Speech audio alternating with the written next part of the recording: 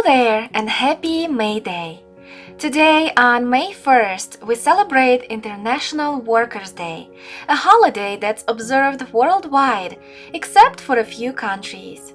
May Day was established in 1889 when the Marxist International Socialist Congress met in Paris and adopted a resolution. It called for a great international demonstration in support of working-class demands for the 8-hour day.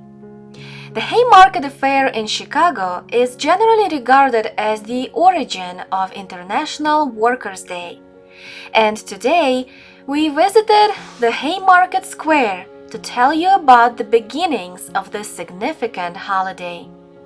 According to labor historian William Edelman, no single event has influenced the history of labor in Illinois, the United States, and even the world more than the Chicago Haymarket affair.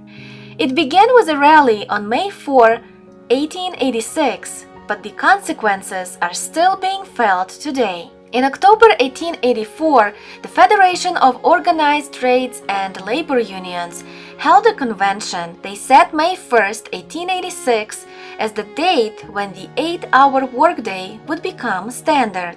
As that date approached, U.S. labor unions prepared themselves for a general strike. Then on Saturday, May 1st, thousands of workers went on strike and attended rallies. Estimates for the number of striking workers across the U.S. range from 300,000 to 500,000. In the movement's center, Chicago, 30 to 40,000 workers joined the strike.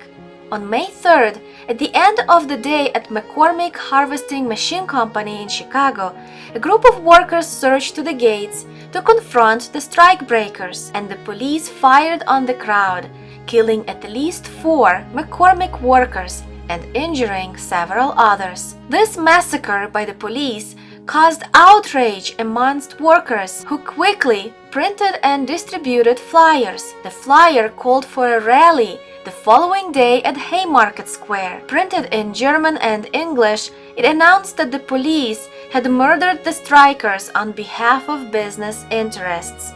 It also urged workers to seek justice. The Haymarket rally in support of striking workers was peaceful at first, but as police moved to disperse the meeting, an unknown person threw a dynamite bomb. The bomb blast and gunfire that followed killed 7 police officers and at least 4 civilians, and wounded dozens of others. The Haymarket incident was followed by a harsh anti-union clampdown.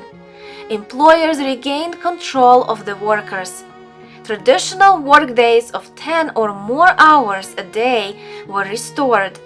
Police conducted raids on the homes and offices of dozens of suspects. Many of those arrested were only remotely related to the Haymarket affair. We also visited the Haymarket Martyrs Monument. It's a funeral monument and sculpture at the Forest Home Cemetery in Forest Park, a Chicago suburb. It commemorates the defendants who were blamed, convicted, and executed for the still unsolved bombing during the Haymarket affair. The monument was dedicated on June 25, 1893, after a march from Chicago. 8,000 people attended the dedication ceremony. European unions and American organizations sent flowers to be placed, and a number of activists and labor leaders were buried nearby. Some of the Haymarket defendants were also buried at the monument when they died. So that's the history of International Workers' Day and the Haymarket affair. Thank you for joining us today on The Revolution Report. Тебя сегодня поздравляю с 1 мая. Имеешь право на отдых славный, ведь ты привык трудиться, рук не покладая. Сегодня ты не думай о делах, пусть работа тебя вдохновляет. День с улыбки всегда